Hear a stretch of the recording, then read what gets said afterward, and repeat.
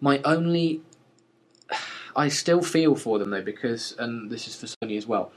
I still don't see how they're going to compete with Apple. Yeah. Because... Or Android, for that matter, but more Apple. Lovely as these games were, and they do offer something that an iPhone can't, because they're in 3D. When you can get a full game, Xenoblade, for example, on the iPhone, for what? £4.50, £5 tops. I don't see how you can justify spending £35 on a 3DS game. Do you know what I mean? Yeah. I hope people do, but I struggle to. I don't know whether this is going to do what the original DS did for them.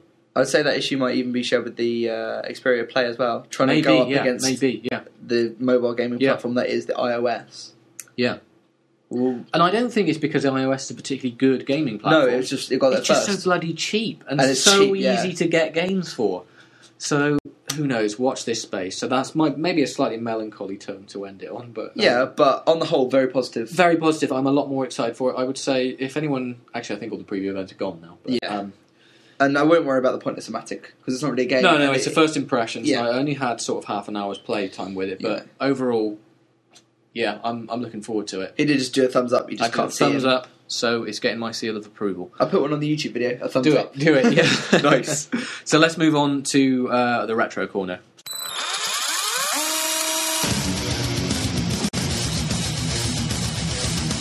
So on this week's retro, not an indie corner this time. Yes, this is. And I use retro in a sort of a loose term. How old is this? Actually, it's only about 7 years old. Yeah. So it's not that old. Ape Escape 2. Which you got off eBay for like £5 or something? For £4.50. Because you saw Ape Escape Fury coming out, and I was like, do you know what? I used to love Ape Escape. I'm going to get I never played Ape Escape 2, so I got it. I've never played this game. I heard about it in the back of my mind. I know there's a minigame in Snake Eater, actually, which I have played. Which I didn't know what the hell it was about.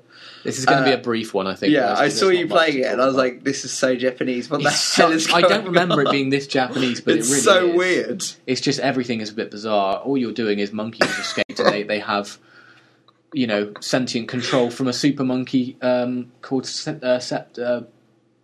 Yeah. Right, okay. And you have to catch them all with your various gizmos and gadgets. So these gizmos range from a net to... A net which kind of transports them into...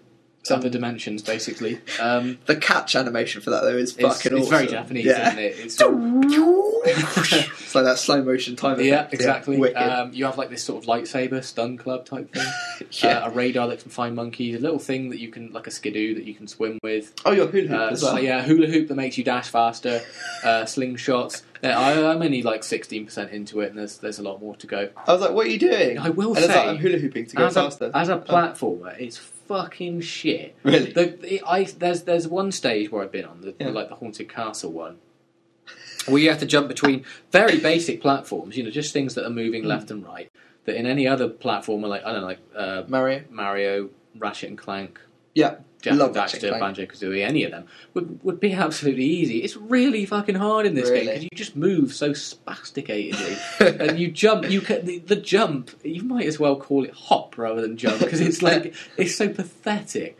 The levels, like, it's quite a varied... It's kind of like taking inspiration from famous parts of the world. It's like a Venice-looking place, and there's like the Statue of Liberty, and there's like a Vegas Casino, and then the Haunted Castle, apparently. I remember it being absolutely amazing on the PS1, the original one. Was that Ape Escape 1? Yeah, and I think maybe nostalgia got the better of me, because it's not as good as I remember it being. It looks fucking weird. But it's weird, and it's good fun, and it's a good laugh, and if you can pick it up for £3 on eBay, why not? Why not? It'll pass the time, and it's...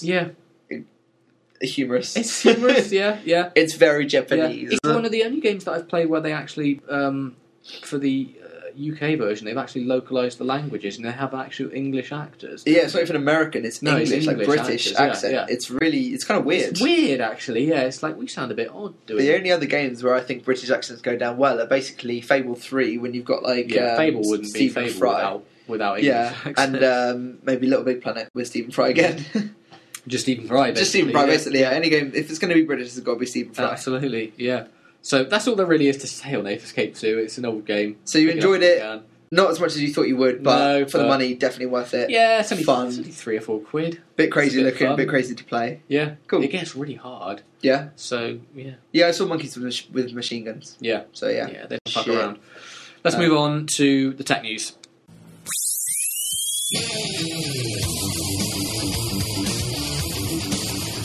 So, Alex, do you want to fill us in on what tech news we have?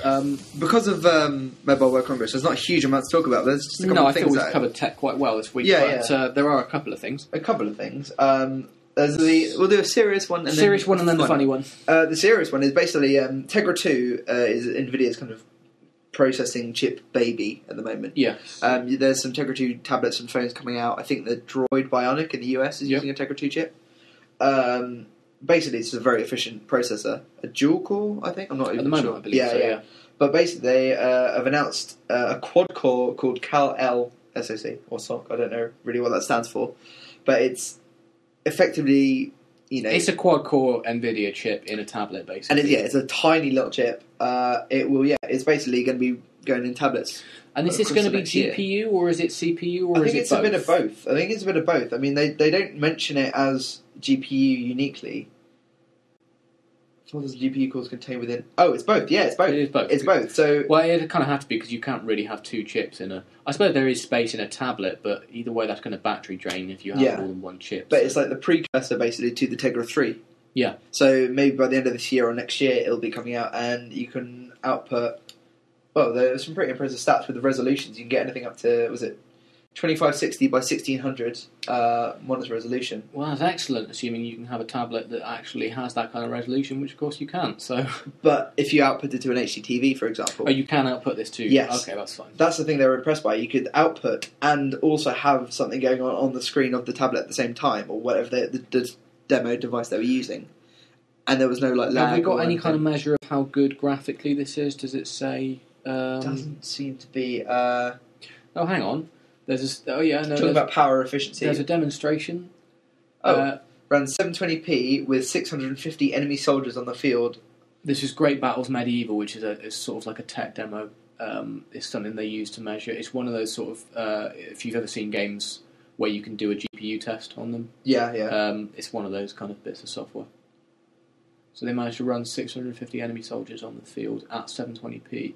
They're also talking about battery life, how even with the GPU coming into play, obviously, for the graphical backup, you can have anything up to 12 hours of HD video playback. That's excellent. Under the right circumstances. So maybe that means, everything else turned off.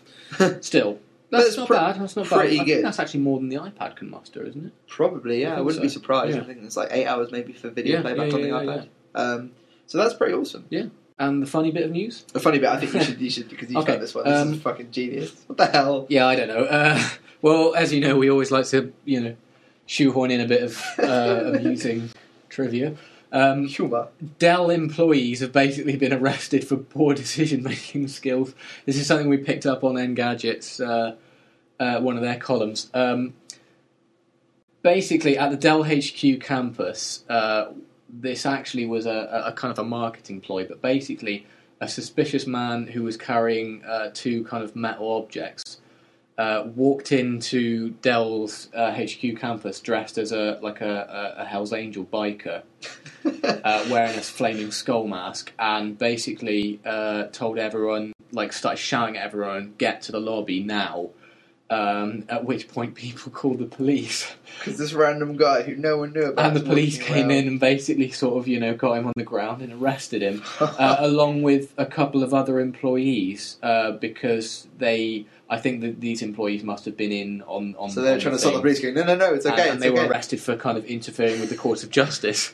Because what it turned out was this was a marketing ploy gone wrong. To demonstrate a kind of thing with the Dell Street tablet can now interface with Harley-Davidson motorcycles. What the fuck? Because we all know that's what Harley-Davidson bikers have been crying for, is mobile integration. Tablet and peripheral. So to kind of, commemorate that, they decided to do this little marketing stunt, and it went horribly wrong. So weird.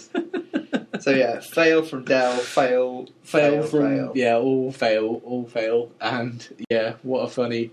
I wonder if he's out on bail, I hope so, but, Jesus, it's just like...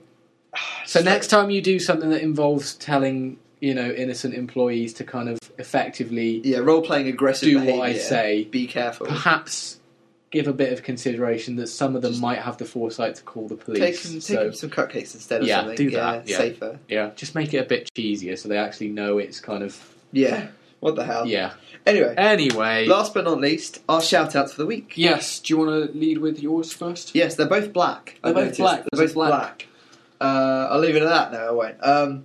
Basically, my shout-out goes to... It's a fan-made film. I mean, you might have seen, if you're a fan of Half-Life and the Half-Life 2 universe, or Half-Life universe, there was a Half-Life 2 fan film called Escape from City 17. It was like a 5-10 minute short. Really cool. I thought it was really awesome. Not lots goes on. It's just cool to kind of see a live-action version of that world. And this one, my shout-out goes to Beyond Black Mesa, which is, again, another sort of fan film. It's about 10 minutes long, 12 minutes long. And it's just awesome. It's just a little kind of like story. I guess it's the precursor to the start of Half-Life 2. So I suppose it's between 1 and 2 then, I guess. Yeah, if it has to fit in. But yeah, it's definitely like the Combiner in it and all that stuff, so it's definitely nearer the Half-Life 2 kind of end of things. Well made? Yeah, I thought it was really well made. Good effects. They got the kind of right feel, I think, for the game. The zombies weren't right, obviously, because they use real people. Yeah, they used 28 Days Later style exactly. zombies, don't they? I think that might be down to kind of maybe makeup and budget constraints. License, I suppose, cut them some slack, I guess. But yeah, no, I thought it was really, really cool. I love seeing that kind of stuff. Die-hard fans don't chastise them too much for that. No, and I thought it was a really nice effort. I love seeing kind of like people who don't have the usual kind of means to make movies, making some awesome movies out of not a lot. And you can check that out on YouTube or beyondblackmesa.com. Yeah, pretty easy. And what's your shout out, Sam? Another black thing. It's another, as always, it always tends to be YouTube these days. But I love YouTube. I love YouTube too. Black Box TV is a channel kind of made by various, I suppose you would call them YouTube celebrities. Yeah. Features they people feature like Phil DeFranco, Justine, Toby Turner's even in one of the episodes. As Keith, as a psychopath. It's basically sort of like the YouTube generation's version of The Twilight Zone. Exactly, that's exactly how it feels as well. Like, it's done very much like that. It's basically sort of like psychological thriller type things. They're each about, sort of like a few minutes long, sort of anywhere between 10 to 5 minutes. Sometimes shorter, sometimes longer. But they're each kind of like, they each focus on sort of a certain individual aspect of human psychology, or like a paranormal phenomena, like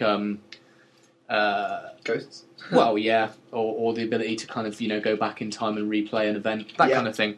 And it's just a really interesting bit of creative output from the YouTube community. So I recommend you go and check it out. It's blackboxtelevision.com, or just search for Black Box TV on YouTube. Yeah, sweet. That about does it for this week's episode. Done and done. Of the Meat Grinder. Thanks again for tuning in and listening. If you want to get this podcast, you can find us on themeatgrinderuk.wordpress.com and listen to it straight from there. We're on the iTunes store with the link from the site. The site as well.